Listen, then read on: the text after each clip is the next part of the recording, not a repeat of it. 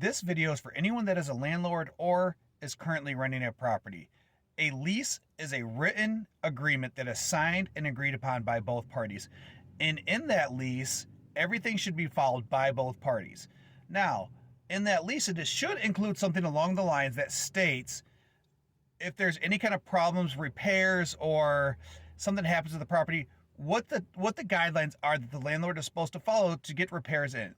Now, with some of those repairs, if there's parts in back orders, if the repair requires a specialist, maybe like a contractor or a plumber or an electrician that's not ready immediately.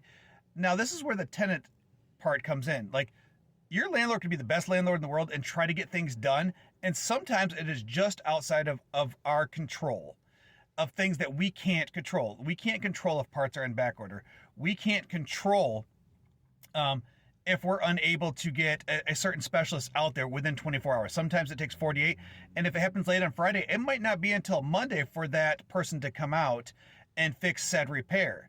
Now, that landlord should be working their hardest to be able to get someone out there as soon as possible. And so this is where slumlord gives good landlords like myself a bad name. And they actually piss me off because I go out there and try to get things repaired as soon as possible because I think, would I want to live in this house in the condition that it's in? And so I try to present that condition of a property to my tenants. Now, with that being said, both parties should communicate through some form of text message, email, or we use an app called Rent Ready where they can do requests for repairs. All documentations for repairs should be done through some form of written communication. So that way it creates a paper trail. And this protects the landlord and it protects the tenant.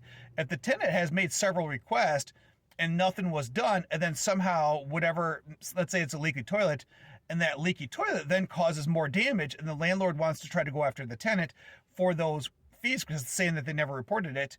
Now, if you did this through a phone call, you don't have a paper trail. But now if you did this through email or through text message, that will protect you.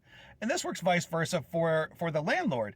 If the landlord has tried to come into the property and for whatever reason the tenant has denied them property or has denied the maintenance man access to the property, then the tenant can then be held liable for the bigger damages and the repairs of the floor. Now, in my lease, we have a clause in there that states that in emergencies, we can enter the premise without notifying the tenant if it is like an emergency, like a pipe burst in the basement and water's flooding the house, or something along those lines where it's an immediate emergency where it becomes a safety issue for the property where we will enter in right away. And all leases should have this. And the tenant should want this to exist so that way things can be taken care of immediately. Now, these leases are meant to be followed by both parties, and they're meant to protect both parties.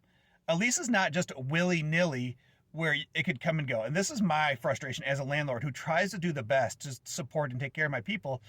But what I'm starting to notice, as I've been only a landlord for a few years now, I'm starting to notice that tenants only care about the lease when it's convenient to them.